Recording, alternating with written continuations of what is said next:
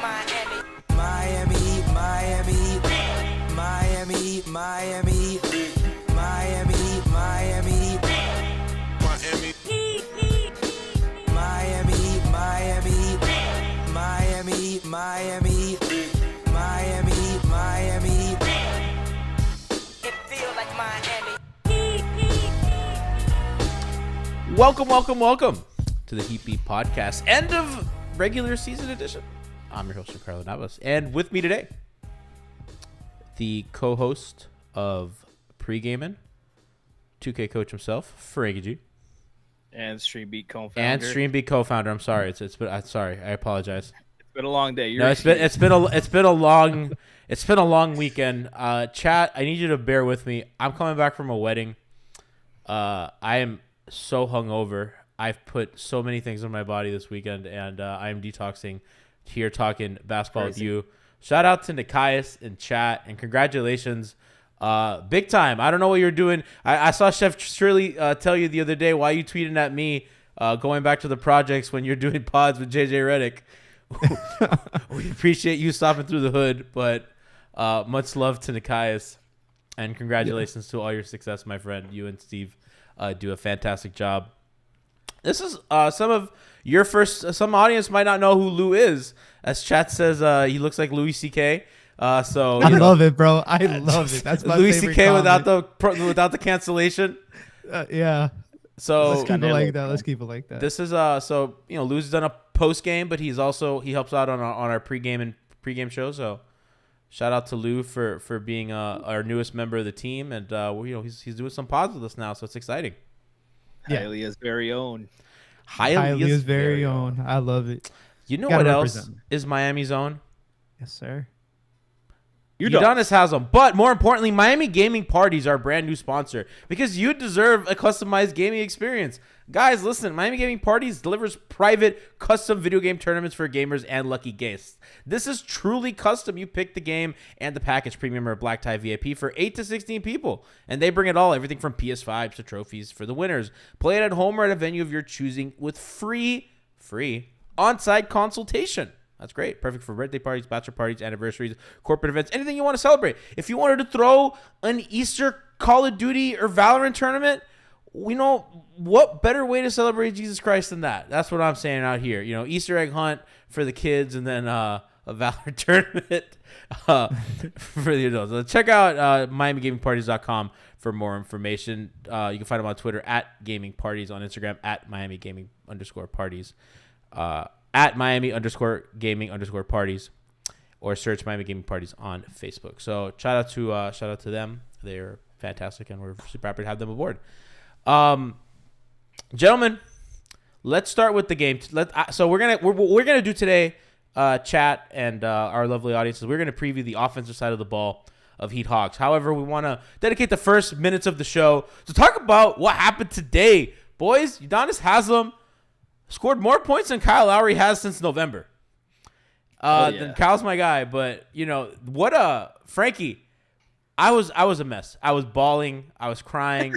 The fact that Dwayne Wade came and wore the UD jersey courtside, I was through the moon. I'm glad that Chris Bosh made an appearance in a video because we were a little worried when he didn't show up on the Twitter video. What a day. Man, shout out to UD, the legend, 305, Liberty City, University of Florida, regrettably, business decision, as he likes to call it. But this guy's been Miami 305 his whole life, his whole career, professional. Miami High with Steve Blake, growing up, winning state championships. And then going to the national championship game in Florida, winning championships and going to all the finals appearances that the Heat have in their history. We're with Udonis Haslam on the roster, a part of all those teams. This is for people like you and me, we're in our 30s now, but I was telling my girlfriend today, Udonis has literally been on the team since I started watching basketball. This is the end of an era for us, for the Heat, for the team, for the fan base, for the locker room. shout out to him. I give all the blessings and love and respect and health and happiness in the world. It's a sad day and it's a great day because we get to honor him, and he went out like a champ. Rance Pervero in chat says he deserves a statue, and I have a theory. And Lou, Frankie, I want you to let me know what you think of this theory. Dwayne Wade still doesn't have a statue in Miami, and I think that's on purpose because they're going to get a statue together, and it has to be Dwayne Wade rejecting a Udonis Haslam screen. It is their signature play, and what a way to honor them both. I like them getting a statue together, but I want Dwayne's to be the "this is my house," and I want Udonis to be smacking the shit out of Tyler Hansbrough. Oh, iconic. Specifically, like you want the Pacer jersey to be like noticeable. Yeah, I want Tyler Hansbrough to be bleeding on the floor. Yes, I want that. Lou, it's pretty crazy how like the organization, like they'll celebrate the fact that UD like gooned him. Yeah, they like showed that today. Like they were like, Ron Rothstein's breaking down the gooning of fucking Tyler Hansbrough, and I just think that's really funny. Like, what organization would do that? They're just like, yeah, we set a hit on this guy, and what? It was hilarious watching him break it down on the long shot pod with Duncan. That alone earned Duncan his contract for the year. His and the lob today. The lob was a little extra he put up there, but just getting UD to talk about that specific play, how he was saying like he was a down man. He's like, I'm gonna get his ass. I don't know when, but I'm gonna get his ass. And he's like, lucky for me, it was the next play. And just that, like, he carries the weight of Miami is entirely on UD's shoulders. And I've never seen a player wear it better than him and Wade have through their entire course. Yep. I came into the NBA as a fan in 2003. Ironically, it was Wade's rookie year. I didn't know about a man named Udonis Haslam. But 20 years later, as I look back, everybody knows about a man named Udonis Haslam. Quick story. My first day, actually, I used to work at the Heat Arena for those that you don't know me. My first day there, I was working there, and I passed by. They have like the championship hallway, if you've ever been there. And as I'm passing by, I just happened to sneeze. And coming out of the elevators, he's like, hey, bless you, young man. I was like, that's insane. Like, I just met this. What a nice guy, bro. Like, I have nothing but positive things to say about him. Like, he's Miami, like, through thick and thin. Like, hey, man, we'll always have our respect here. I actually grew so he was not my neighbor, but my neighbor's neighbor. We're his like nephew and niece, and he would like come over every now and then. I moved a lot, so I probably lived next to a lot of people, but super nice person. Incredible. El Spicy Boy in chat says they're celebrating violence. That's exactly what the Heat are doing, and it's really funny. Frankie, to me, it felt so good to see Dwayne there because I think you can't write each other's NBA story without the other. I think they're integral to this organization and each other's story, and there's obviously like a lot of love and a brotherhood there that they talk about a lot, and the fact that UD's career started on the floor with Dwayne Wade, and I'm glad that he got to go off with Dwayne, sharing the floor in a way with him, Frankie. That to me meant a lot, and that brought the waterworks out, a couple of times, like when when Dwayne put the UD jersey on and stuff. Yeah, man, it's special. Like, they're so intertwined. Like, part of the special night of Dwayne's last game was the triple-double, the last pass being to Udonis to get the 10th assist. Just pick and pop, something they've done thousands of times throughout their careers together. And it's just special to have Dwayne there. And I'm going to shit on the franchise a little bit more because it is a crime that Dwayne is not officially a part of this franchise. He looks so good on this team, a part of this franchise. You know how the fan base just absolutely adores Dwayne, and he should be here every fucking game sitting with Alonzo and Pat and Andy, and he's not. It's a crime. He'd wake Pat up. Yeah, he would keep him awake. That's why he's not. He'd nudge to make Pat wake up. Pat, Donovan Mitchell's available. Pat, wake up. Right? Like, come on, man. It's truly, I don't know, whenever he is in the arena, if there's like a whole different energy. to the team. Like the team itself just plays complete. I didn't think we were gonna win this game. I mean, I know that the game outcome doesn't matter, but UD dropped 24 today, man. Like we got to give a man his flowers. He went out there and he just absolutely he dropped a dominated. mean 24 too. Yeah, a mean 24, and he was he hit 3 3-pointers today. He had 6 in his entire career, and he hit 3 times as many 3-pointers as Bam did all season. I'm not here to shit on Bam. I'm just stating the facts as they come. I'm just saying, I'm reciting statistics. Yeah, I'm just reciting this. Don't kill the messenger. No, but it was a sight to see. Like you said, Wade should be here, and UD should be right next to him, leading the next generation of, the 3 banners we're gonna hang up in the next 16 years or whatever it may be. Whatever dynasty Jimmy and Kyle put together. Yeah. Oh God. Yeah, clearly. Yeah, man, it was a special night. I had tweeted that it was an unusual night, afternoon, I should say. It was certainly unusual to watch and how it felt, and it was fitting for such an unusual story like UD's, going to France, coming back to the league and being successful as an undrafted player. No, saying undrafted player has been a pejorative for many this season with this Heat team, and funny enough, this being his last. But for him, it's truly a triumph of the human spirit, hard work, determination, and what real passion and love do to. I think you do something like that for 20 years. It's difficult on your body, mentally. Sports are just draining, like not just physically, but emotionally. And to be the emotional leader for nearly 2 decades is absolutely remarkable and speaks to the respect that he has earned around the league from everybody.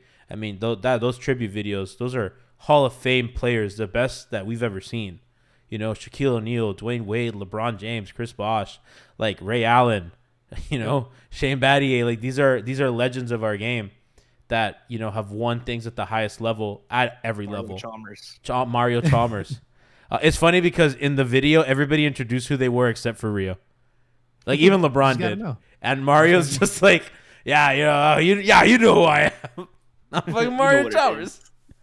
A step further, it's not even just the players that played for the Heat, because that's expected, but throughout the entire season, we've heard stars jump on other people's podcasts. Did Dame Lillard say something? Yeah, Damian Lillard, Fred VanVleet, just to name a couple, talking about Udonis Haslam and what he means. So, like, it's just his impact is maybe, like, some of us were numb to it just because he's been here, because you don't really know what you have till it's gone, but everybody else notices, man, and that's the best. That's the best thing he could ask for. That's the best thing we can ask for as Heat fans. So shout out to you, UD. Hopefully you're next to Pat Riley and you can keep him awake a little longer. Yeah, exactly. Just nudge him awake. Couple things. Chat's loving Brian Grant in that video. I love Brian Grant with all my heart. So love seeing him. I also forgot that white chocolate was 55 as well, like Duncan. Totally forgot. It was jarring to watch like this little white man in a corner when they were like playing like old UD highlights. I was like, Duncan? Oh no, it's wrong white boy 55. And I could not help but laugh at Rodney Magruder and Derek Jones Jr. in like a video of like all-time fucking greats. And then the scavenger, Rodney Magruder, like pops up. I was like, whoa. Shout out to Rodney, bro. Rodney's been on the show. Rodney's a great dude. I love that guy. I liked watching him play. Spo was a fucking sicko for like, okay, Rodney, you're going to guard Kawhi Leonard tonight. Paul George tonight. Got him ejected. Spo should be arrested for just that. I mean, if I'm Rodney, I'm suing. But it was Frankie. You're laughing. It was funny. It was hilarious, and I was laughing because Derek Jones is still so soft spoken. I had the fucking volume max. I couldn't hear what he was saying. I was like, "Can we get subtitles on this shit?" Derek, goddamn. Yeah, you try talking to him in a loud locker room. You gotta be like, dude. I interviewed him at Miami Pro, and I was right next to him. I couldn't hear him. I was like, God damn, this guy. You can dunk, but learn to talk too, please. So speak up. And shoot a corner 3, please, because you'd be so good. Yeah, because you would be so good. You would be so good, Derek. If you could dribble more than once, he would still be here. Oh God. No, but it was great. It's just great to see all the love Udonis gets this season. Ever since the bubble, I feel like he's gotten a lot more love around the league. Yeah. There were veterans like Kobe, KG, all those guys who really played against prime Udonis, really knew what he meant and respected him, but the younger guys, I feel like they didn't really know who he was or how much he meant and the voice he carried around the league, and not just to the Heat, but around the veteran like LeBron, Dame, guys like that until the bubble when all the stuff that was going down, the league was wondering whether to continue. The players were deciding if we should forfeit the season and just call it right here, or should we keep playing? And Udonis was one of the loudest and most respected voices there, and he was, a lot of those guys had never even played against Udonis, like real NBA minutes. I've never seen him play in the NBA like head to head, and he still carried that voice and that impact. And of course, he has that voice and impact here. Rodney Magruder knows to listen to Udonis Haslam, but it's nice to get the love that he's been the punchline of a lot of NBA Twitter throughout the years, but the league knows, and he knows. He even said in his post game interview with Will Manto, who by the way, shout out to Will Manto today, absolutely killed it. That's hard to do. That's an important moment, doing the Dwayne interview courtside and then doing the Udonis interview after. Will killed it. So shout out to Will Manto.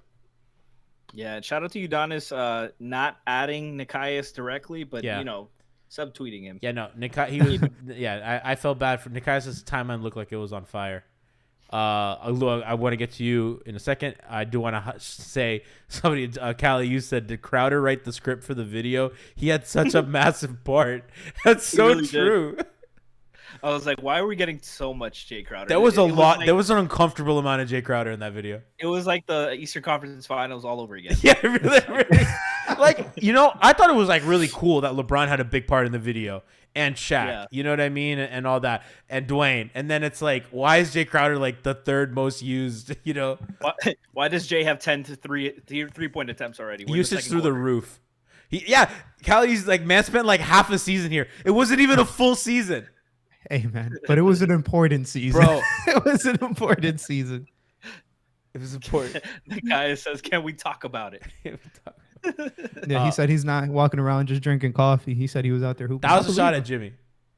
Oh, I believe him. That's a shot. UD's a jokester, so he had to get that one dig on Jimmy. You seen him do the? I thought.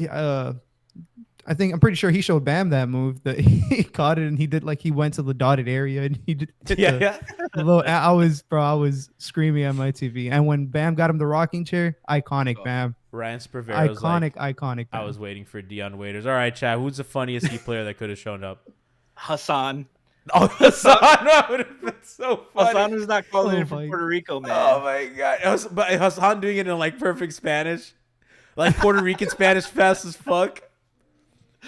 Oh god! Oh man, we needed that. How dare truly, if anybody is the opposite of Udonis Haslam, it's Udonis. It's Hassan Whiteside, 100%. Cardiana says McRoberts, McBobs would have been funny if he had been doing the pose the whole time. Henry Walker also would have been funny. Poltergeist. Yeah, shout out to Bill Walker, bro. Bill Walker. Shout out to Bill Walker. Dexter Pittman might have been funny. That's what I was thinking too. No, Dexter. Eddie Curry. That's NBA champion Eddie Curry to you. You know who I was sad? Michael Doliak. It has to be a blast from the past, bro. Like Michael Doliak. No, I was legitimately sad we didn't get Joel. The Warden. We should have gotten some Joel Anthony. Nikias says Dexter Pittman for pulling the anti-UD. Chat says Justice Winslow.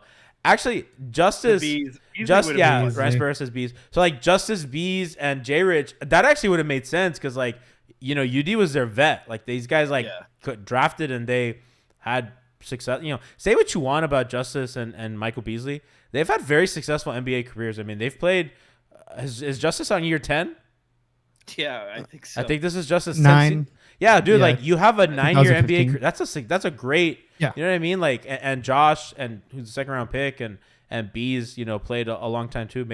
Michael Beasley has more NBA Finals minutes than Derrick Rose does. Like, crazy. I also believe that Michael Beasley has more NBA Finals points than James Harden. Probably. Which is funny. Mario did make an appearance, Ryan. So they did play the longest. They did play longer. But yeah, so just want to give a shout out to UD and that special game and moment today. Yeah, chat. Yeah, a Poltergeist says Winslow and J Rich make way more sense than DJJ and Crowder and Rodney. Oh, we didn't even mention Gogi. Gogi in there. Oh, dope. I love Gogi. Gogi's a lifer. These dudes, Gogi's a Heat player, dude.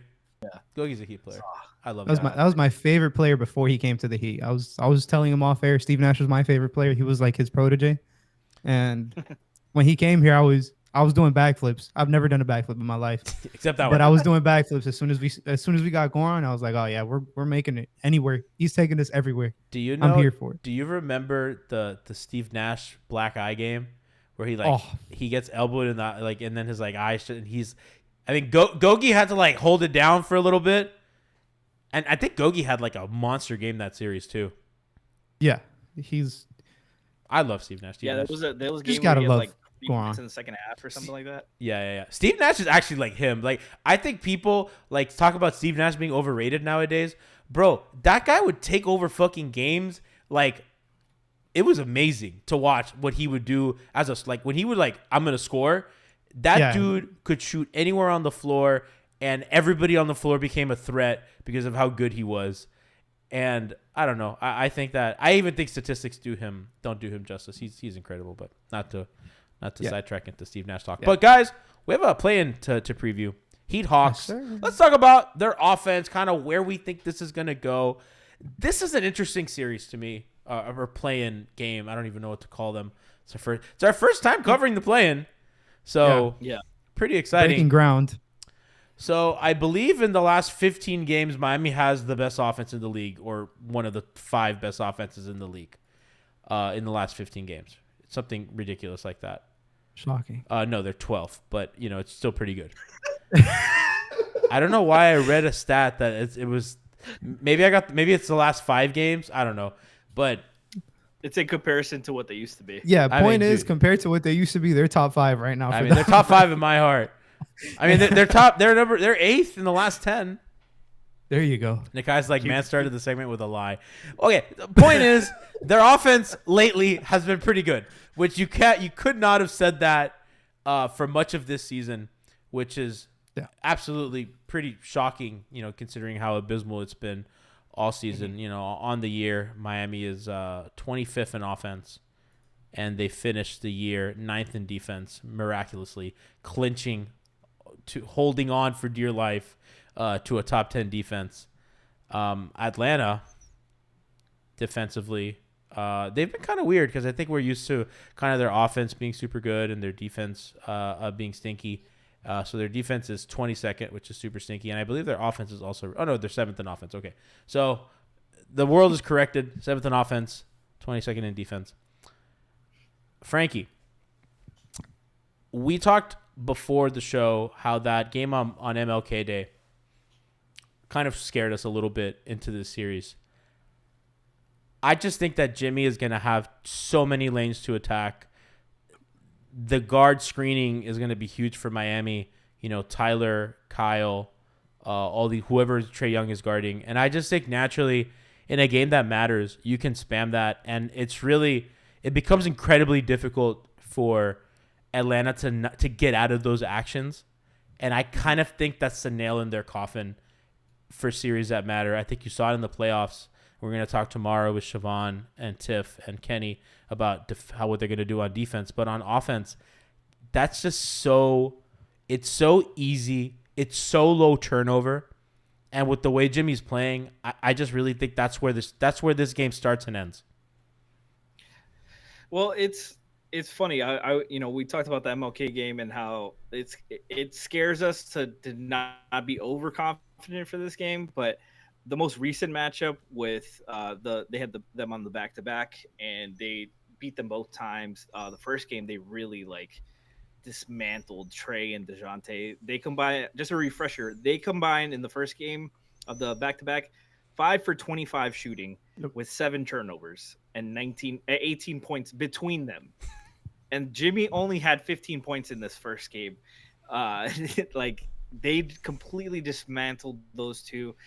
And they won by 8. It was just what they did to the heads of the snake there, just how they shut off the water there, makes me confident against them. But yeah, offensively, there's so many attack points and pressure points for Bam and Jimmy to go off. In this matchup, Bam had 30 points on 10 of 12 shooting, was a plus 16, 30, 11, 5, 2 and 1 and 2 turnovers. Like, he was phenomenal. Got to line 12 times. And then the next game, Jimmy goes off. They have the advantages and the pressure to pressure Tyler and Gabe, and we saw Tyler struggle last year in the matchup against the hedges and the shows and the screen, and he's gonna have to grow up this game and face that and man up and take care of the basketball and most importantly move without the basketball once he gives it up. But there's a lot of opportunity for them to attack the gaps, put pressure on them. We saw last game against the Sixers. They've really gotten comfortable attacking the double teams, and I expect to see Bam get doubled, Jimmy to get doubled, and force the role players to make plays. And they've gotten better about moving without the basketball. Bam can, obviously is a great passer. Jimmy too. They can make those reads, make those plays, They like to play make in the post a lot more now. Post entry, screen away, and make the read there. They can kick it and flip the ball to the other side and run some action on that side. But you're going to have Trae Young on the floor for 36 plus minutes a game, for 36 or more for this game. There's always going to be somewhere to attack, and we saw how much Jimmy fucking hunted this guy last year. I'm excited to see it. I'm very confident offensively for this matchup. And you can, you don't always have to even use him in a screening action. You can manipulate where help comes from, by having his man in the weak corner. Side. Yeah, well, wherever Atlanta's supposed to rotate as a low man or whatever, you can get him as a help guy, which, for a guy like Jimmy, that is little to no resistance. So he provides, I think, the easiest and the most sensible kind of scoring opportunities. Lou, let's talk about how Atlanta can counter that, because I do think that that's something that we also have to talk about. So imagine they hedge, the obvious answer is hedge really hard, right? And then have whoever, whether it's Hunter, probably Hunter, spending a lot of time on Jimmy. Yeah. Yeah. I do think that there's a world where we see a guy like Capella defend Jimmy, and I think that's kind of the nuclear option, I think, for Atlanta, where, and then you can kind of like really hedge Trae, recover. I always think back to like Embiid guarding Jimmy in that regular season game last year. I think to Anthony Davis defending Jimmy in the finals against the Lakers. And those were just very, very effective ways to kind of slow him down. I think that he's evolved past that. I think he's solved kind of that size element. But if I'm Atlanta, I at least make him try to solve that. Not that it's the best option, because then now you open seams for Bam to do things. But I do think if it comes late game, it's certainly something that I imagine should at least get talked about on their end. But how do you see Atlanta kind of dealing with, they could also double. I don't know. How do you feel like they're gonna try to deal with those guard screens? So I have a very different so I think Atlanta, like if I'm Atlanta, just speaking from that perspective, I think you kind of you want to kind of throw some things at Jimmy and Bam, but I think you really just want to stop them from shooting threes, and just kind of not them in particular. I'm talking about the Heat team in general. So like stopping Tyler and specifically and some of their role players from going, and just kind of letting Capella sit in the paint. Honestly, like you said, whether that's on Jimmy or whether that's on Bam, it's going to come down to, can the Heat force him to have to make decisions between, guarding the rim or guarding Bam at that, like 10, 14 foot jump shot spot, or, on the short rolls and things like that. So I'm curious to see how they're going to deploy, because I don't think they have any one person that can guard Jimmy. I don't think that's something that, even though DeAndre Hunter is very good, I don't think he's smart enough. I think Jimmy's smarter than him. Like, he can manipulate him a little bit, get him to get some foul calls, because he's played them this season. He's averaging, I believe, nine free throws a game against this team. He's played 3 games. He has 27 free throws. That's kind of like the effect of them not having anybody in particular to guard Jimmy, whether it's him. I mean, I know that they got Sadiq Bey now, but he's not really any level of defender. He's just somebody who's a body essentially, and Collins as well. Damn roasted. Yeah, so I don't really know what Atlanta's going to do here.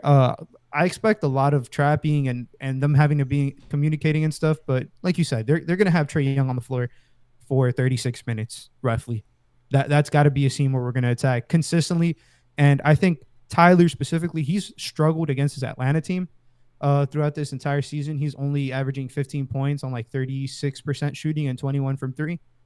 We need to see him kind of figure something out. By that I mean whether it's DeJounte on him, because during the last couple matchups they were even throwing some Trae Young on him, and he wasn't really getting to his spots.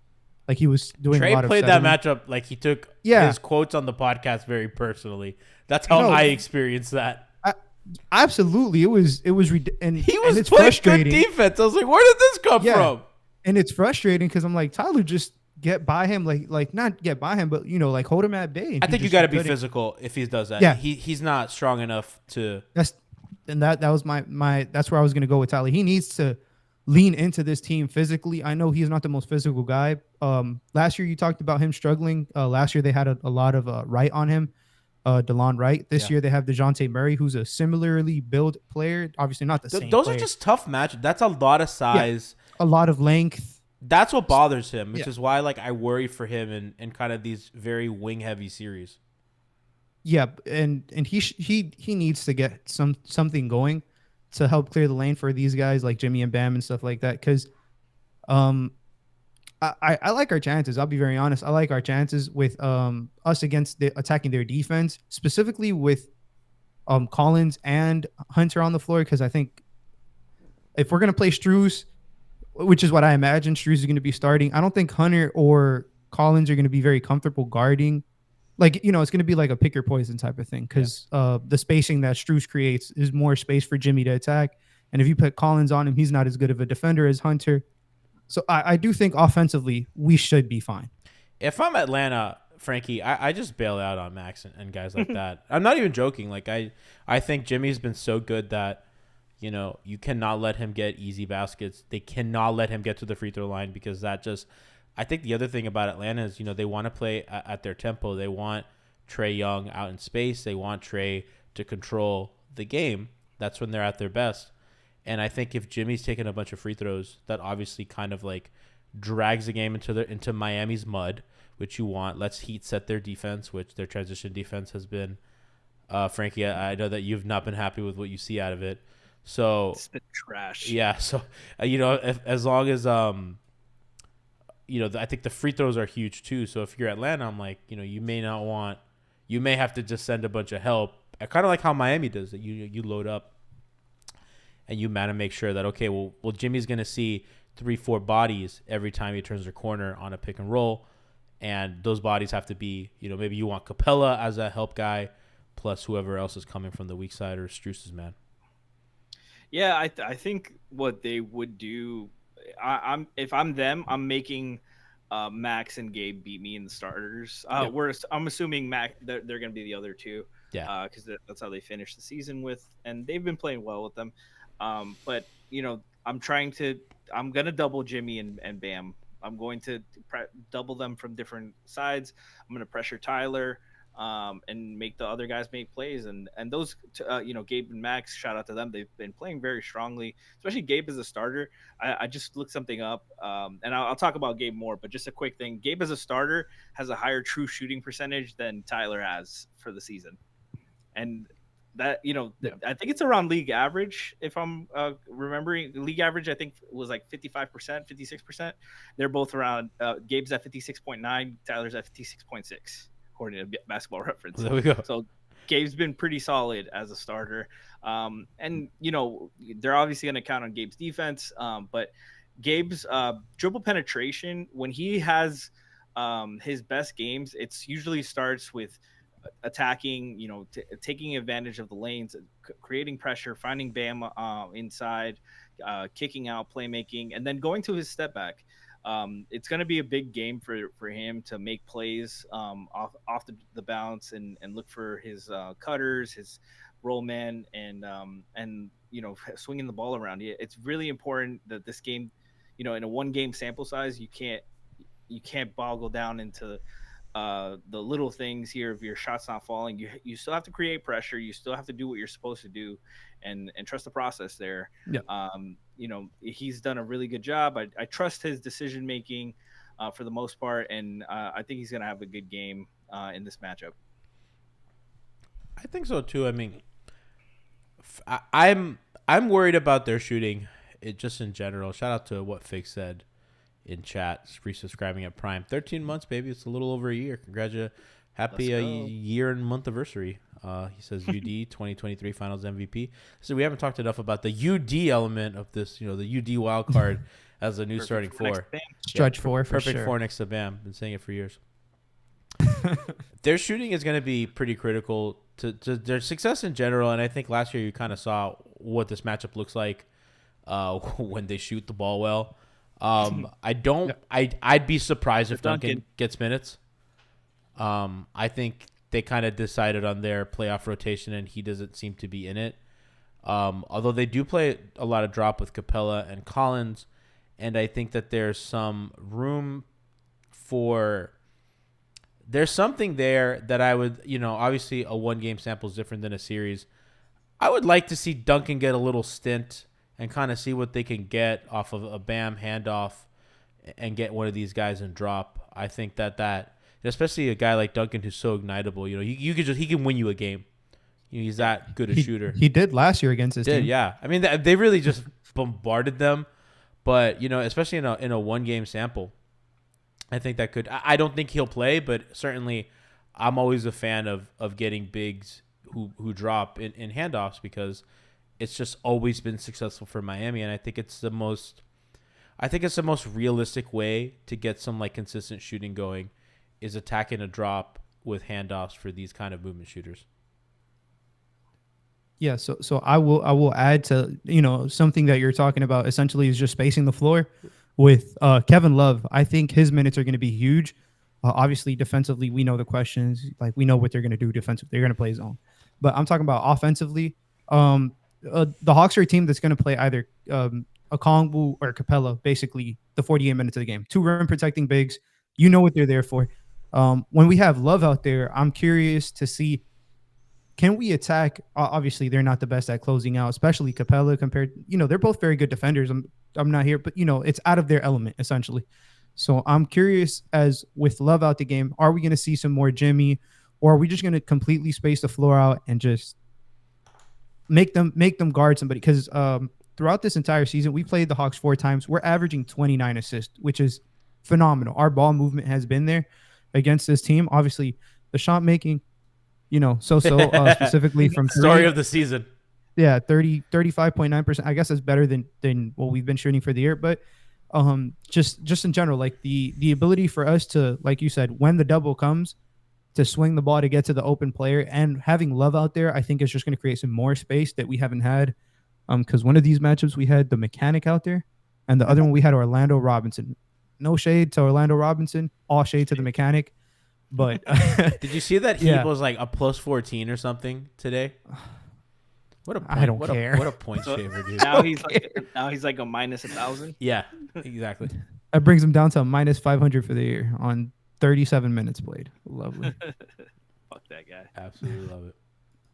So, and one more thing, G. You talked about them potentially doing Capella on Jimmy to kind of slow him down. And that's another opportunity to really take advantage of the DHOs.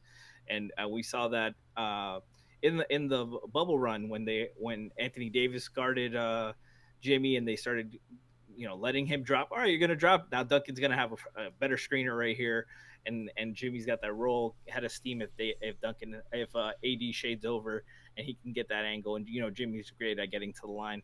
And then if you try to hide somebody, you put Gabe, Trey on Gabe.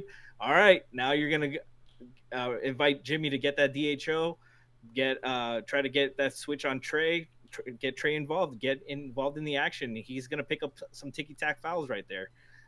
It's just Atlanta. I like the move for DeJounte. Like Coach Lou said, that getting DeJounte is a better version of DeLon Wright, and I could see him giving Tyler some fix, but I just don't see.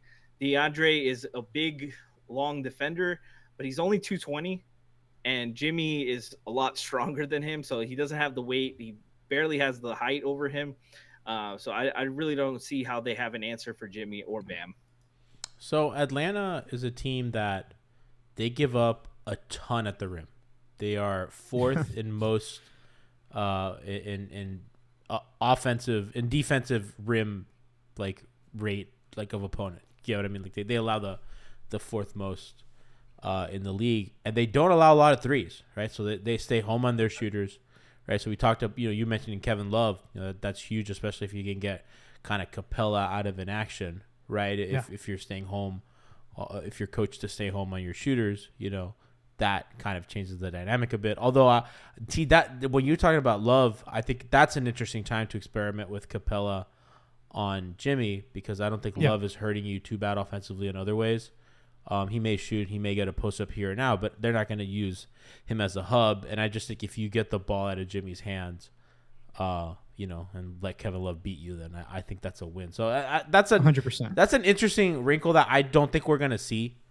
But it's just certainly, I always think about kind of how these bigs, have defended Jimmy in the past. And it's always in the back of my mind when they play a team with one of these like very and Capella can move. He's not a statue, Yeah, absolutely. He can move. So that's interesting. But the fact that they allow so much at the rim, that's where Miami's going to feast. And I think Tyler has chances to break free, I think, depending on where his jump shot is. And I think you see in some matchups, like a Boston matchup or like Raptors, right? Like these weird teams that you kind of look at them that are very long and switch heavy that he struggles against. But the days he has his jump shot going, he's very good at manipulating and leveraging space. I think that he's so good at kind of screen navigation on offense as well that, he's going to be able to create enough space that he can be a threat as a jump shooter. And when they overplay that is when he can kind of get to his spots on the floor, closer to the basket. So that's, I think, his formula for success. And that's really predicated on the jump shot and, trying to shake that size that gets on him. Yeah, I think also we're going to see a lot of Gabe screening, specifically if he's the guy who has Trae Young on him. Yeah. He's been doing a heck of a job screening lately. I feel like he's like Spoelstra's like favorite, like, like puppet or something. Like, go do this. And Gabe's like, hell, here I go. Bro, guard 97 feet. He's like, all right, I'll start out of bounds. He just wants Gabe's to get his steps in. Yeah, 100%. And shout out to Gabe, because he's not the perfect player, but he always plays. Not to you. No, man. I've said it before, man. As soon as I type in N on my phone, Namdi comes out in capital letters. I'll keep saying it. I love him. You and Siobhan. Yeah. So his ability to screen bigger players, as we've seen recently, should open, and specifically if Trae's on him, like I said, should open spaces for Jimmy to post up on Trae, for Bam to catch, somewhere near the block with Trae on him as opposed to Capella, and should create shots for Gabe as well as others. Just his ability to create crevices through him screening bigger players. So I'm like we've stated, like Gabe should be huge, not just offensively, obviously defensively, because of what he brings to stop Trae. So he should get a lot of minutes. I'm excited for Gabe, man. Shout out to the Hawks, by the way. 116th adjusted offensive rating, 116 adjusted defensive rating. The most mid team on earth continues. Then they finished 41 and 41. 41 too. and 41, baby. The Atlanta. I saw some. They've been within one game of 500 that for like streak 80 broke. days. That streak broke. Oh no! Against shot. they won. They went 2 games over 500, but then they lost 2. So we're back. We're back in the zone. Back. That's so funny. Miami is locked in for the 18th pick in the draft. I don't know if y'all knew that. So name is Zay says that. So that means they won the coin flip, right? That was a good scenario on their coin flip. I don't know if was that announced, because I know they tied with the Clippers and Golden State. I think the tiebreaker is going to be this week. That is not OKC's pick, Cal. That is our pick. OKC's pick is the 20. One of the few. Yeah, it's next year's pick. Is Oklahoma City's Draft beat. Draft beat. So important there. Or is a 2025 pick? That's the Thunder pick. No, that's our pick. 2025. That's our pick. I think 2024 is the Thunders, but Yeah. I think it's like protected weirdly. Most of the time I was like, what if I'm not even talking about how these picks are being conveyed. So don't even I'm just reading what Name is Zay said. I probably should have verified that. So don't ask me. I'm not saying shit. I don't want to give you guys bad information. I'm not. I care more about this basketball, not where their pick lands. But I'm sure Anthony Chang will let us know eventually. I'll find out on draft night. That's when I'll learn. Guys, so we haven't talked about Bam yet, who I think is obviously very important. So we've talked Jimmy, we've talked some Tyler. Bam, arguably their best or second. Well, I think their second best player, especially on offense. Yeah, huge for them. Has been so much better at this season dealing with size. We talk about a guy like Capella, who's a very physical big, very strong, very long. That's historically kind of been Bam's problems. Franky, I think his synergy in the pick and roll with Kyle since he's come back has been splendid, stupendous. It's been very good. Sure. I think Jimmy as well. Recently, after Twitter got mad at Jimmy for being better with Zeller, we kind of saw against the Mavs kind of how that looks with that. So I think that's huge for Miami to kind of get him going downhill. I don't think this is a series for him to kind of face up and do the Bam things.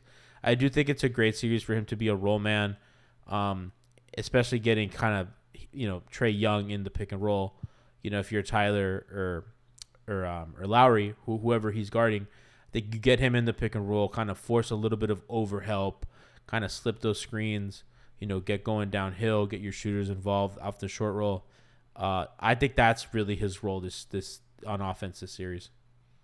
This playing game. I keep calling it a series. I know, dude. This is weird. I'm not used to this. This is weird. No, this is new ground.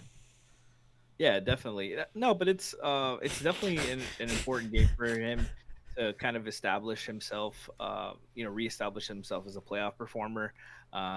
He's gonna have the pockets. Okongwu did a pretty decent job. He's one of the more physical. He's kind of built like a wing. He can move laterally pretty well, and that's where you talked about the bigger guys who can just drop back and make Bam shoot over length. But he's kind of a guy who's got the long arms, he's got the wingspan, but he's also got the athleticism and the strength to kind of keep him in front.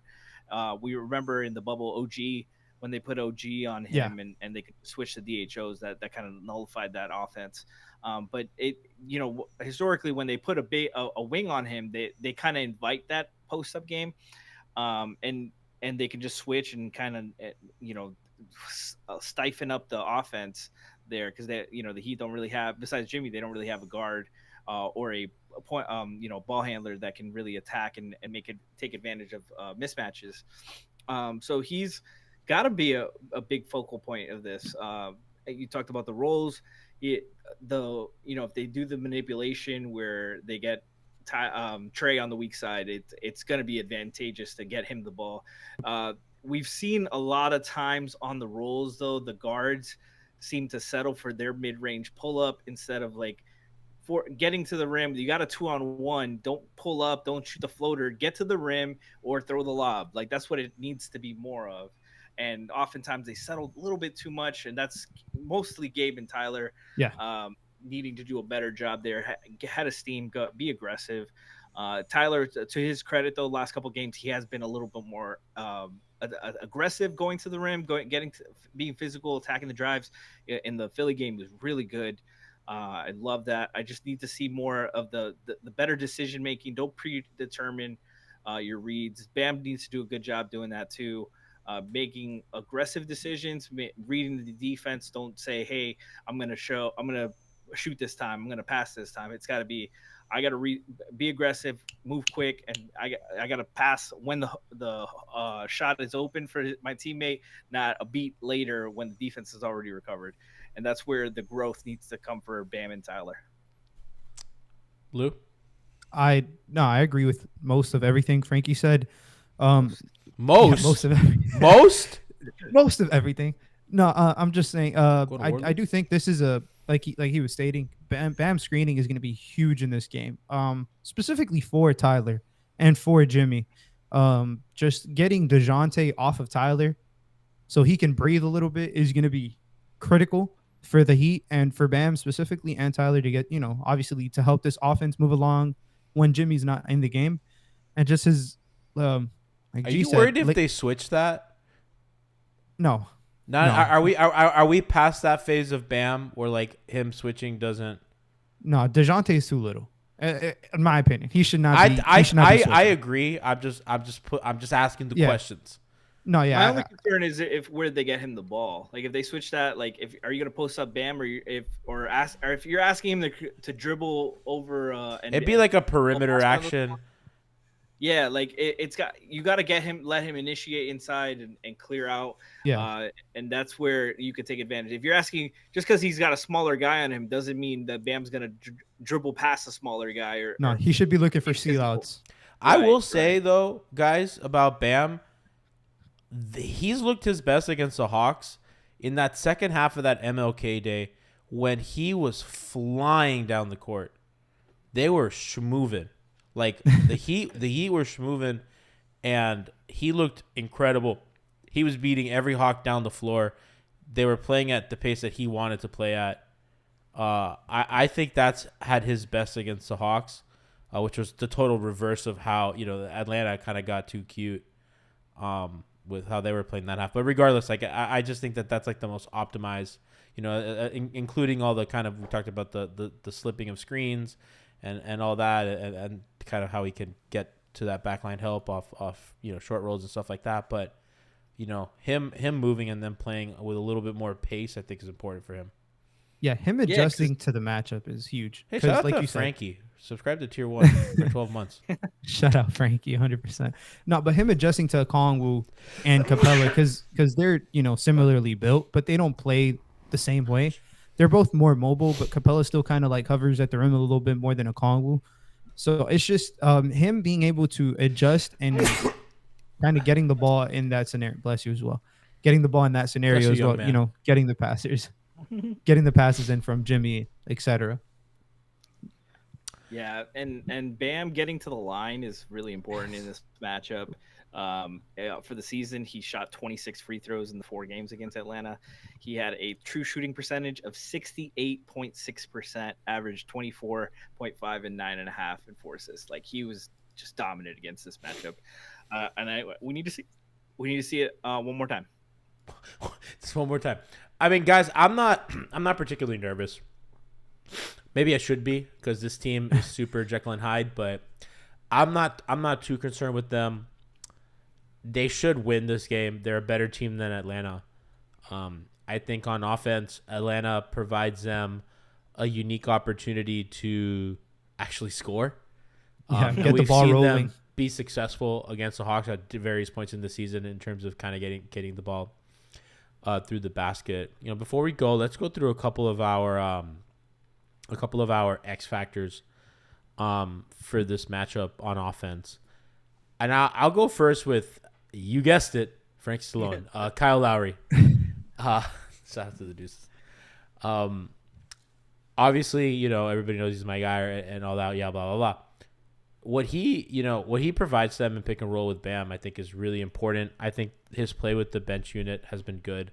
He has been a much more willing shooter lately, which is so Kyle to like ramp it up now. I mean, he's coming off of screens and firing, which I think is important for his and the team's success. I think that he doesn't help anybody by being passive. I think he needs to be aggressive. And if you go 1 for 5 from 3, then you go 1 for 5 from 3. But I think it's important that he takes those, when they're open, and so that he keeps the offense moving.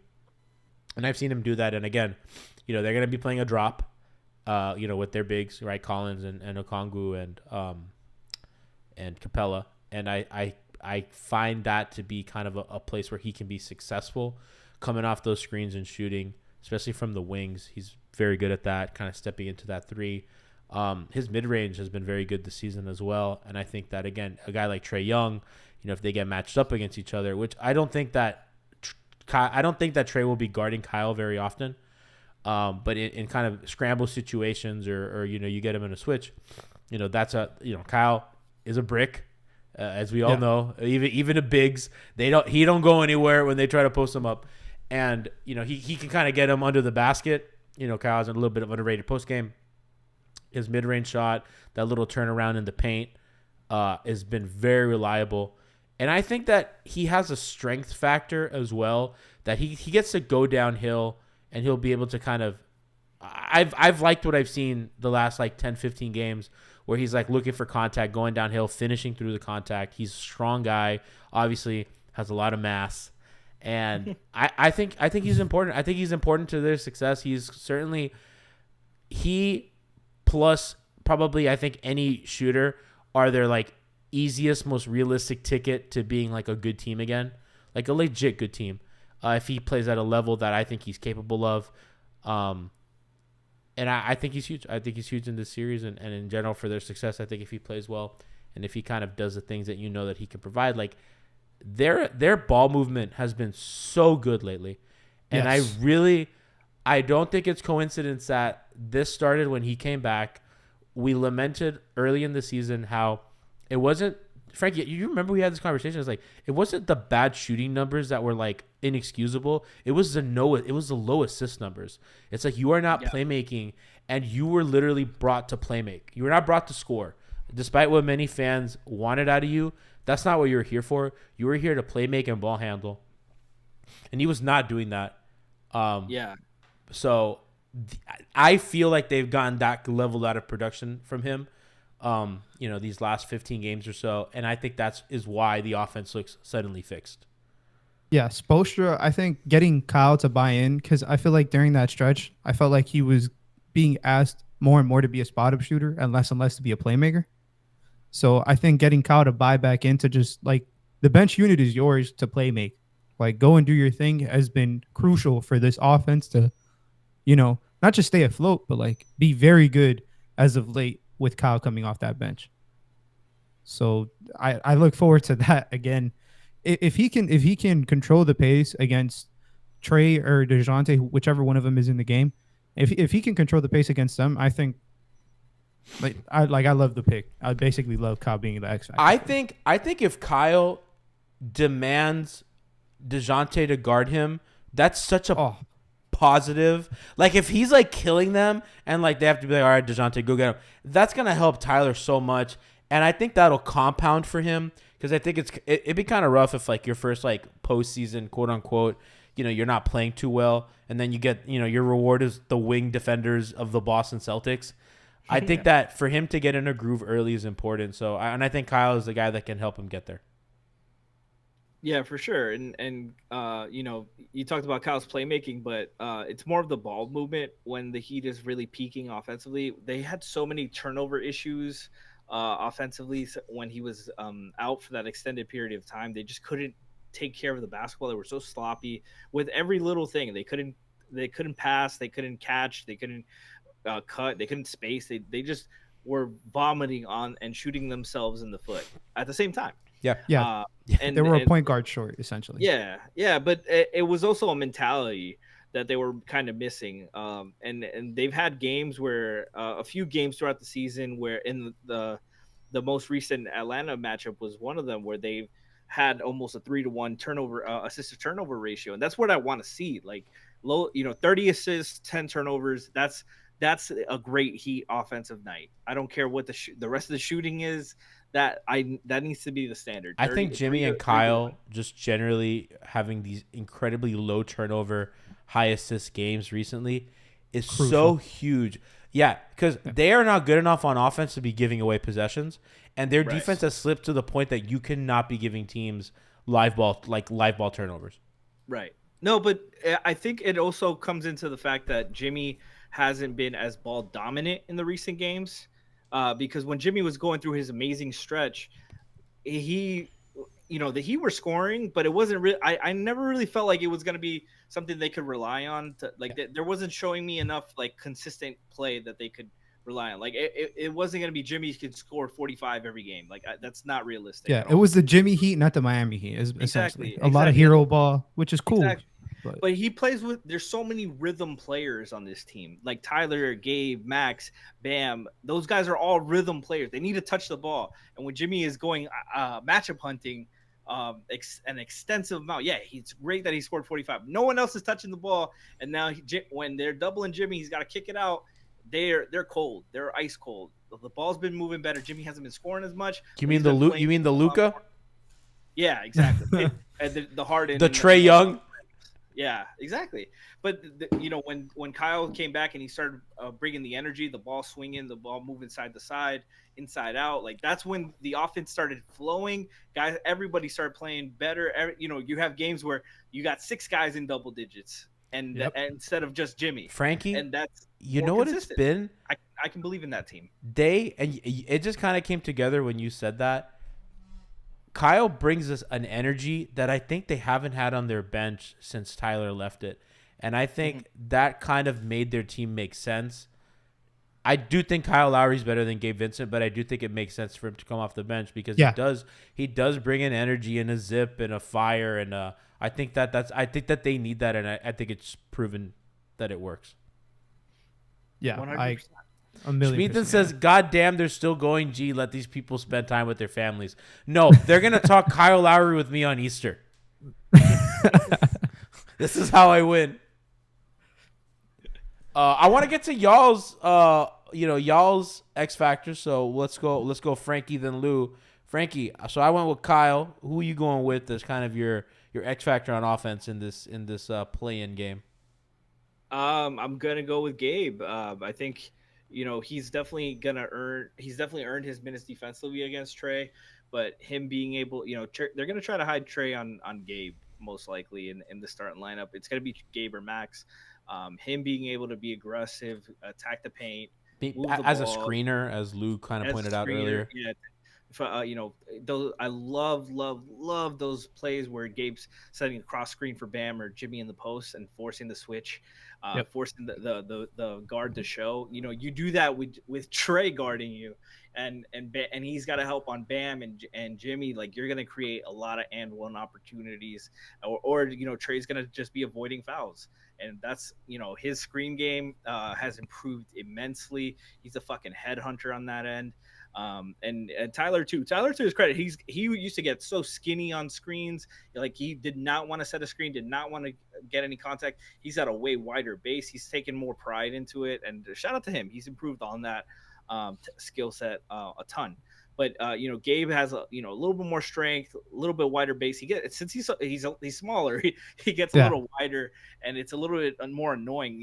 He's setting screens on bigs, and he's hitting them in the waist, and they got to get low and get around him. But if he's got a good screening game this game, be aggressive, move the ball. If he gives us 12 and 5 and really good defense on Trey, be pesky and annoying. He knows how to guard Trey. I think the Heat win this one. So I think this is a great segue. Somebody in chat asked, Callie, you said who's getting more minutes, Gabe or Kyle? Oh, Poltergo says tree stump screens. I love that. That's really good. I think that's a great question. I think it's going to be probably a little bit more Kyle. Well, in the playoffs overall, probably Kyle. Just because Spo tends to lean veterans, in my opinion. Yeah, him and Pat are very veteran pilled. I think this is a matchup where they can both play together. I don't think it has to be necessarily one or the other. That's a great point. That's a great point. I love Gabe, especially when Kyle's on the floor. Mm-hmm. It allows Gabe to just be what he is. He's a secondary playmaker who's forced to play point guard sometimes. And I don't think this is a matchup where, like you said, I feel comfortable Kyle guarding up. So I think Gabe and Kyle can share some minutes on the floor. But I do think they're both around 26, 27 minutes. Maybe if one of them, catches fire 30, 32, but 26, 27. It's kind of my guess. Lou, who's your X factor? Oh man, it's got to be my guy, man. It's got to be Caleb. And obviously defensively. Yeah, defensively, we know what Caleb's going to bring defensively, especially against Trey, and against DeJounte. I'm talking about offensively, his ability to provide. First of all, against the Hawks this year, he's averaging 16 points a game. Word? Yeah. So 4 games. Let's go, Caleb. Yeah, 15.8 points a game. He's their third leading scorer, a whole point above Tyler, and he's shooting 64% from the field. Caleb strikes me, and he's always struck me as a guy who he lets his defense feed into his offense. The more into it he is defensively, I feel like the better he shoots. I don't know. He just carries, like, he's not an offensive player who carries the energy defensively. He's kind of the opposite. So Caleb getting out in transition, Caleb slashing to the basket, providing rim pressure when Jimmy isn't on the floor, I think is going to be a very big thing. And I think that's something he can do specifically when Kevin Love is on the floor. That's kind of where I was leaning with the Kevin Love lineup. Just the ability to have somebody else put the ball on the floor and get to the rim is something that he can provide. And we all know when Caleb steps on the 3-point line, he's Steph Curry. Other than that, he can't shoot. But if his pinky toe is on that line, he shoots 50% from right there. 50%. I've never seen that motherfucker miss. I was trying to be generous. No, but realistically, I think he's the biggest X factor. Obviously, I'm naming offensive reasons, but defensively, like we already know, like he has to be. I told G this. I think he's been their 4th best player this year. Obviously not every single game, but I think as overall, the season as a whole, yeah. I think he's been the 4th best or 4th most consistent, however you want to put it. And I think this continues. I think this is a game where he gets 30 minutes and he gets action on DeJounte, Trey, DeAndre Hunter, because he's been somebody who's given us problems sometimes, especially offensively, like him scoring offensively. So Caleb is kind of my go-to guy. Yeah, I'm here for Caleb minutes, man. Real quick, do you guys think Depot sees any time in this game? Yeah. No. Barring any foul trouble or injuries, no. What about Duncan? Same. No. Zeller? I would probably more foul trouble. Yeah. Those are the guys on the bubble, right? That are like, okay, these are good enough to play, but probably might not. Smith too. So I think Zeller is probably the most probable out of those people that you named, and including just for Highsmith? the reasons. Ooh. I don't know. I'm a Hamish kind of guy. Or Lil Daddy Kane, as a shout out to this boy. I don't think he can play because he's a 2-way. I don't think he can play in the playoffs. He did not play. He balled out today.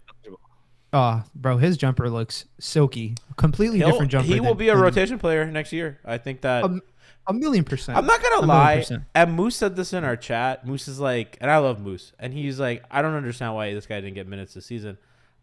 I think that he developed into this, and I don't think he was ready. And I think his time in the G League certainly helped him. And I think that we shouldn't try to rush these guys into these roles. I think that Miami has plans for guys like Jovic and him. At least I like to think they have plans. Where these guys kind of get better in the G League and then come to the pros. But no, I think what Moose was more leaning towards, and I agree with this, was like early on there were too many games where, they were down guys and they still played 7 guys when they had 9 available. Like there were too many games where they were playing limited rotation with a limited roster as is, and it didn't make any sense. Like they were losing a lot of those games anyways. There was no fucking reason. And I agree, Kane got most of his development, rightfully so, in the G League. But in the situation where you were in, like, just play the guy. Like he was going to give you better than 40 minutes of Max Strus. Like it poor was Max, bro. Yeah, they burnt out Max and Kyle to lose those games anyways, when Kane could have developed a little bit in some of those games. But it's it's something. Sorry, Moose. I actually agree with that. I don't know why. I kept thinking they were going to cut Yurtsevin and convert his contract, or sign somebody. But that's I kept hope wishing it on the timeline. Oh, I was right there with you. I couldn't have agreed more. So guys, let's he's the fourth center on the team right now, and he's I would play UD before I played Yurt, honestly. Last time I checked, especially after today. Let's log some predictions as we get out of here. Atlanta, last time I checked, they were plus 2.5 for this game. Really? Yeah. Oh shit! I did not know that. G, save your prediction for the defensive for part 2. That's what I was thinking. So obviously Miami favored, but the very small line. Yeah. 2.5 is pretty. It's pretty small. So 2.5. That's rough. So I'm at home. Go ahead. Yeah, I'm looking at it now. It's minus 4.5. So I don't know if it's they minus updated. 4.5 now. Yeah, but still, I don't. Damn, I locked in a bet yesterday at 2.5. I should have waited. Oh, shit. I have a bet. I have a bet with a buddy. He's a Hawks fan, so I gave him the odds. What a generous guy. I do think the Heat are going to be playing this game I would say harder than the Hawks. I feel like Miami needs this way more, bro. Like this shit Oh, on the line, dude. Heads I are was gonna telling you guys- roll. I was telling you guys off camera. This is the best. This is the best matchup for the Heat in the play-in point blank period. Yeah, point blank period. Chicago and Toronto. They've I fucking know sucked against those teams. Even though yeah, Chicago we stinks. struggle against those teams, and let alone Toronto, if I we do- get. I don't understand why they get fucked up by Chicago. It's very weird. It's the DeRozan effect. I don't know. hate No, I'm DeRozan. kidding. I don't know. It's Pat Bev, man. It's Pat Bev. Alf called him once a lizard-looking motherfucker. Alf needs to have an entire encyclopedia for his quotes. Dog, I put like a picture of like me and my suit from the wedding. Alf fucking roasted me for like 10 minutes, bro. Like I know no peace. These people are bullies. Hangover time chat roasted my shirt. They said I look like a fucking comforter. Schmeaton says I look like I needed to be swaddled. No, bro. The last hangover time when you came out there, people were calling you Henny G. I was losing my mind. Henny G. That rant was an all-timer, though. That rant was an all-timer. Oh, dude, Bro, I was so 100%. alive, bro. Alf said this morning that about my suit, I look like a sketchy cruise conductor, or I look like I own an island where where I grant wishes that have ironic consequences. That's really good. Um, Let's go to the predictions. Let's go predictions. Frankie, you go first. As of right now, man, I want to believe in this team. Like, they've been playing a lot better ever since I called this team shit on Hangover Time. They've turned it around. Dog, Frankie, you were so out on them, bro. You were every time anything would happen, you'd be like, they fucking suck, bro. They fucking suck. Because it was You weren't wrong. It was that. Like, every time you start believing in this team, they lose by 34 points on national TV. It was so fucking frustrating. Yep. And I'm tired. Like, they're literally on ESPN, they are 30-49 against the spread. 30-49. That's hilarious. That's fucking awful. Like, and they've had a negative point differential all season.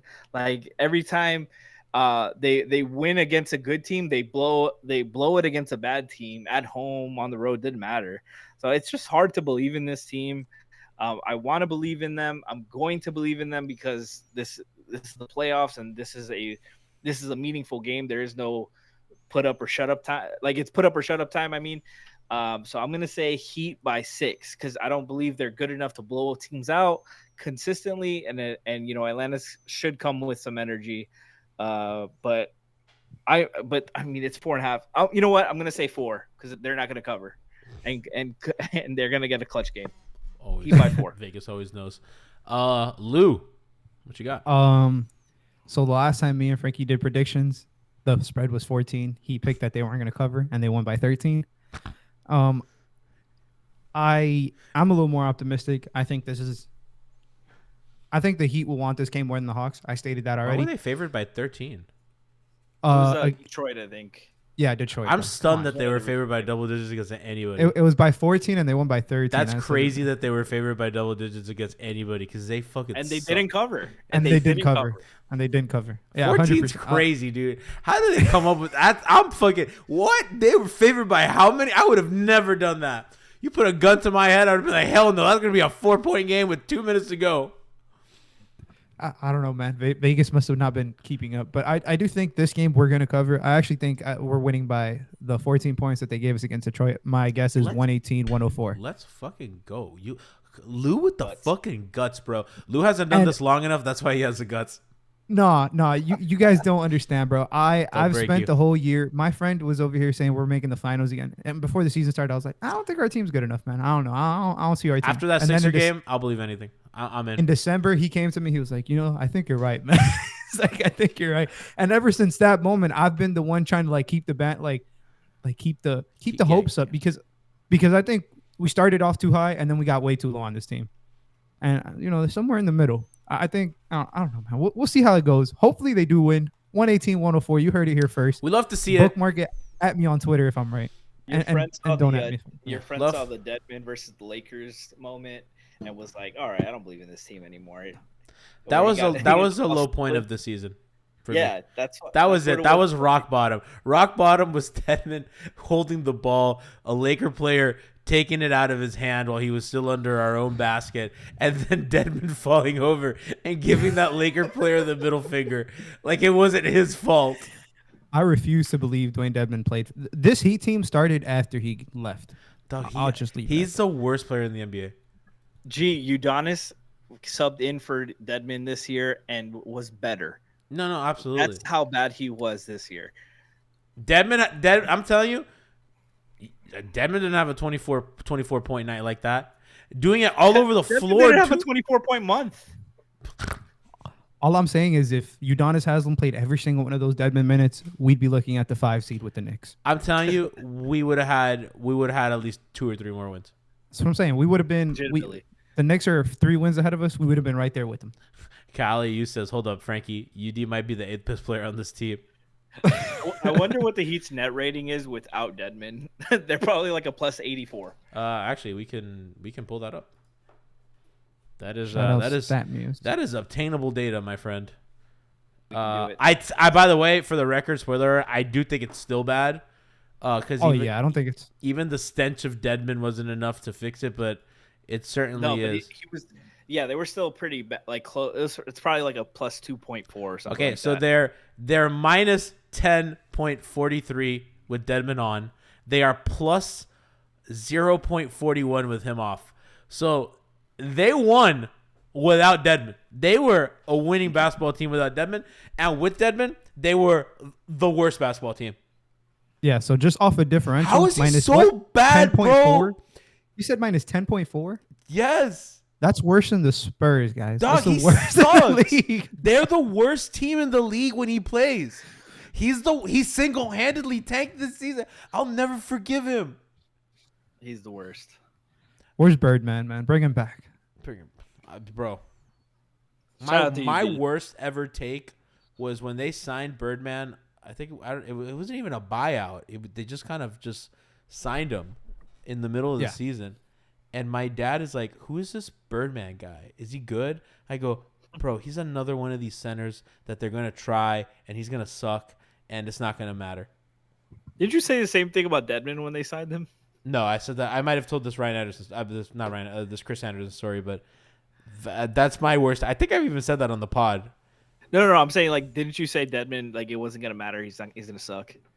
I think I was pro Dedmon. I don't remember. I feel like you trust anytime they pick up a center in the middle of the season, whether it's Birdman, it's Dedmon, it's Zeller, Whiteside when they did it. Nikias caught me on board with Dedmon though early. Nikias was very pro Dedmon on the dunker spot, and I was like, you know what, I'm in. Steve was to his point. He was decent for a year, and then he was awesome. For a year. He was for a year and a half because he was great. Even last year he was good until like the later half of last season. He was just always so stiff. I'm gonna give you guys a secret. I would have spun the narrative on this minus 10, and I would have blamed. I might have even blamed Kyle for the minus 10. But the fact that this man tried to cease and desist us, you lost. This is how the media game works, bud. Real turn on your ass. Behavior there. Turn on your ass. Well, chat, that's a wrap. This is an hour and a half on Easter. I am so hungover. I don't know how I got through this. My lovely co-hosts, Herculean, Frankie, Lou, thank you so much for carrying me to the finish line. I'm going to take a cold shower and just sit there for like an hour while I detox. And then I'm going to watch anime and go to bed. Yes, shout out to chat. Shout out to my co-host. Shout out to Miami Gaming Parties.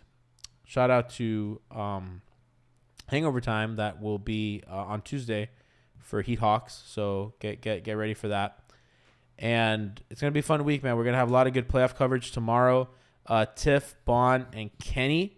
We're going to cover the defensive side of the ball. So we're going to get, we had this wonderful panel, but we're going to get for defense with the ladies of MHB and also Kenny.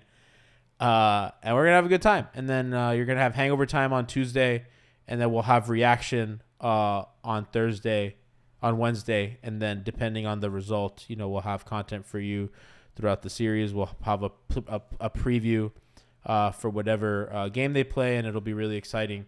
So tune in this week. It's gonna be a big week. Chat says, "G, give us some anime recommendations." I'm watching season 2 right now of Gundam Witch of Mercury. It is very good. So that'll be my and I just finished Blue Lock. It's a sports anime. It's about soccer. Oh, the soccer one. Yeah, they're basically trying to make a do you remember the Kobe system commercials? Yeah. It's basically, Frankie, they're basically doing the Kobe system. They just want to make a bunch of Kobe Bryants of soccers. I've been meaning to watch it. My brother says it's really It is good. so I fun. just finished Tomo-chan is a Girl. That show was so fucking funny. Have you seen Kuroko Basket? Not yet. I started that one and I kind of hated it. So I Are you dropped too it after you're like too 5 basketball episodes. pilled? It was like, that makes no sense. Like, I couldn't get away from the basketball side of it. There's like a Lou, I don't know if you've seen it, but like the not. players have like these ridiculous powers, but they're not supernatural. They're just like ridiculous optical illusions or something. Some guy has like this like weird step back that like can't be blocked. It's just funny. Or some guy, like, it's so stupid. I love it. One of the main characters cannot fucking make a layup, cannot do anything but pass. Like, he's fucking Magic stinks. Johnson on the pass, but fucking he's Can't do fucking shit. Gianni everything else. I mean, he's kind of like McRoberts. He's like point You want guard. to watch an anime with McRoberts? Yeah. I mean, there are analogs. I mean, there are a ton of point guards who can't. But he's like Rondo. He's like literally There you Rondo. go. And he has something called an ignite pass where he like fucking punches the ball and it fucking flies. It's so stupid. I love it. Well, Blue Lock is a fun. It's kind of like that, Frankie. It's fun. Yeah, I need a basketball with the technical aspect of it. You're not if I getting wanna that. watch it. You're not getting Like that. a high Q with basketball would be cool. but Watch it's not gonna happen. watch the basketball episode of Clinad or as close as you get. Shout out to chat. Shout out to everybody. Love y'all. We'll see you this week for our week of postseason coverage.